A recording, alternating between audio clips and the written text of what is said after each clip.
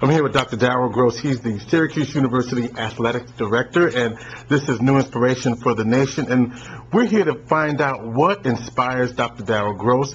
We want to know what his definition of success is and what his biggest fears are. Dr. Gross, welcome.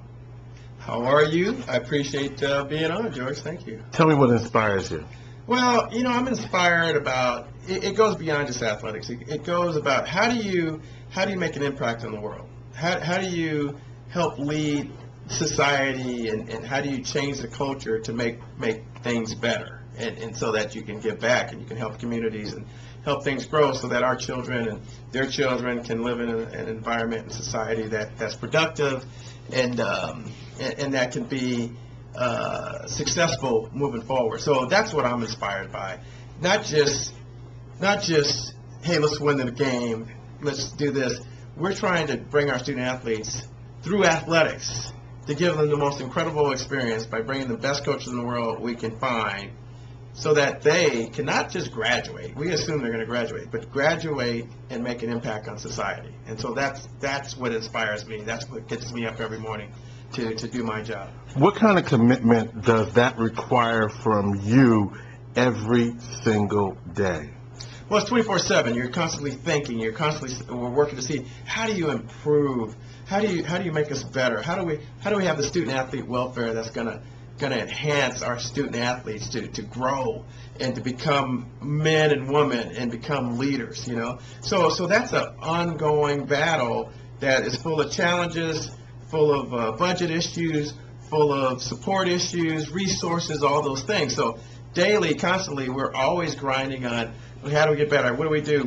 What do we do for this community to get them to buy in? How do we start bringing concerts back to the Dome? Because they'll buy into that, and we can sell it with our season tickets and do all those things, and people can have a place to go after a long, hard week of work and support our student athletes so that they can go on and become champions and take the Syracuse brand and make it so national that our people graduate and get great jobs and can make a difference in society.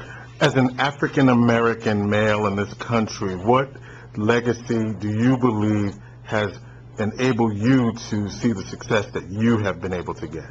Well, I had great parents and great history, educated on history, grew up at a time when Martin Luther King was preaching and leading, and so those memories are so big, and having parents that were from Mississippi and Alabama, and knowing the past and the history and the struggles, and having parents that set a bar that said you have to be better. Yeah, you got to do it better. This is not good enough. I think that was incredible. I feel like I don't have any excuse to fail, because I had parents that were very were always there. They were fostering. They were educational oriented. They were tough. They set a high bar, and so you've just carried on the torch there. So it's not so much any kind of trailblazing going on, because the trail had already been blazed. It's taking advantage of the opportunity and the education that you got, and try to see how you can help other people have those same opportunities. What is your definition? You said that I was going to ask what your definition of success was. Let me go back to, you said that they were tough. So when you say that they were tough, and we look at what success is today, how tough were they, and what sacrifices did you have to make in that context, and to do what your parents expected of you? Well, tough Southern parents. Now, my dad would just kind of do it with a good firm talk, and my mom could do it with a good firm swat. But no, they just made sure that we understood that you couldn't just do what you thought was just normal, that you had to go beyond and above. And so it was very important in our household that all homework had to be taken care of. All applications for college had to be done on time. Everything had to be stepped up. They put us in the best schools possible as we were growing up, and so we got a great education. And so they made sure that we understood the value of education, and they pushed it so hard. So, there's times where you're playing piano when you want to be out practicing and playing football on the street. There's times where you're at the Dorothy Chandler Pavilion at the Music Center watching the LA Philharmonic Symphony Orchestra, where at the time you're like, why do I have to be here? How come I can't be at the Laker game? You know, there's times where you were at the museums and all those type of things. So you had to give up what you love to take all of that in. And you know, it's most appreciated now when you look back at it. At the time, you didn't always understand it. But, you know, to go on and go to college and go to graduate school and then go to get your PhD and all those things, those were things that were instilled early on as part of that whole concept of you got to go beyond. You got to be better in school. You can't just get B's. You got to get A's, you know. And you didn't always get A's, but at least you were pushing to go that way. What is your definition of success? Well, my definition of success is when, at the end of the day, you feel like you've made an impact on the world, that you've changed the culture in some way that makes it better, you know, and you've enhanced it, and you experience successes that had never been seen before. To me, that's my definition of success, where you take something and you make it better, and you make it significantly better. And that's what we're trying to do here at Syracuse University. And I think we're enjoying some of our best successes across the board that we've ever had in the history of our program. And I think we can continue to get better. So it's setting that bar high and trying to accomplish those goals. Have you ever been scared? Yeah, I get scared. You know, everyone gets a little scared. I think it'd be inhuman not to. You know, you're always scared of the unexpected, the challenges, the things that can go wrong. Those things bother you. But, you know, at the end of the day, if you keep your faith together, then those things eventually go away and you end up dealing with them, you know, with action and how you're going to go about it. And so you can break it down and figure out what's scaring you and then attack that problem. So you know, you start out scared and then you come up with a problem of how you solve it and you keep moving. So that's how I look at it. What's your biggest fear? I think my biggest fear, that's a good question. That's a hard one because I'm not quite sure what scares me. I don't want to be unsuccessful. And I don't want to fail. I want to change that culture. So my biggest fear would be not being able to change the culture, you know, of something that was bad. I give you an example. When football was going bad, you know, that was to me, that wasn't where I wanted to be. But now we got it. We got the right coach and all those things.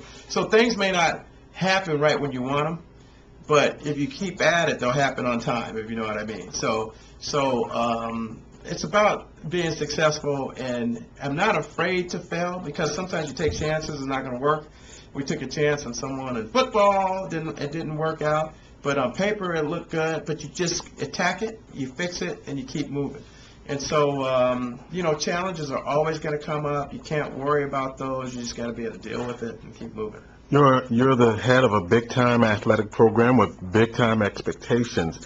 What is your advice to those people who have dreams, they have goals, and they have a vision, and how they might reach the level of success that you have reached? What must they do, and how might they get where you've gotten? A couple things. One is you got to keep the work ethic.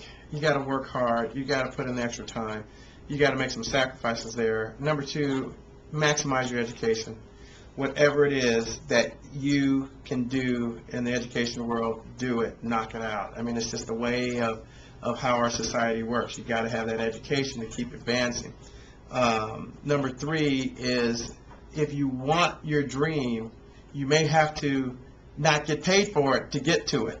And that means volunteering, that means interning, that means doing the things that you want to do if you really want to do something. It's so hard just to walk in and say, hey, I want to do this. This is my dream. Do you have a job? Sometimes you say, hey, listen, I want to do this. Let me volunteer with you. Let me help out. You know, I go back to, I wanted to coach football so badly. We got paid $0 to coach football on the freshman team at UC Davis. And we're coaching Chris Peterson, who was the head coach at Boise State. And I had the offense, and Dan Hawkins had the defense, who was the head coach of Colorado. And we got $0 to coach that team. But, you know, I worked as a DJ at the bar. I was a karaoke host, you know, like a yellow coat. I even dealt cards at Harvey's Casino, you know, so you just have to make ends meet. But that sacrifice and all those times helped me to get to what my dream was. And so it's about the sacrifice, it's about the work ethic, it's about the volunteering, it's about the education. You got to push. Life's too short to just not go for it. Dr. Daryl Gross, New Inspiration for the Nation with GK, George Kilpatrick. GeorgeKilpatrick.com.